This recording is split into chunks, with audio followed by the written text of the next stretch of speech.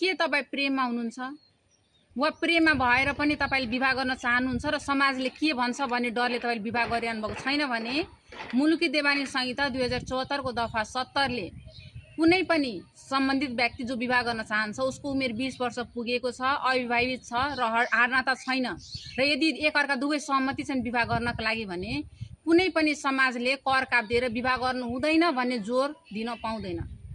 त्यसैले विवाह गर्न पाउनु आफ्नो जीवनसाथी छान्न पाउनु तपाईँको कानुनी अधिकार हो। सबैलाई सचेत रहनुहोला र कानुनको पालना गर्नुहोला। धन्यवाद।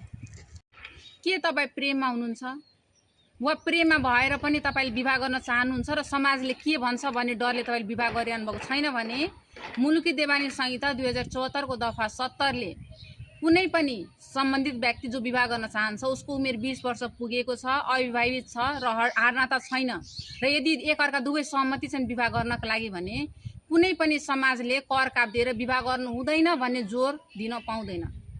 त्यसैले विवाह गर्न पाउनु आफ्नो जीवनसाथी छान्न पाउनु तपाईँको कानुनी अधिकार हो। सबैलाई सचेत रहनुहोला र कानुनको पालना गर्नुहोला। धन्यवाद।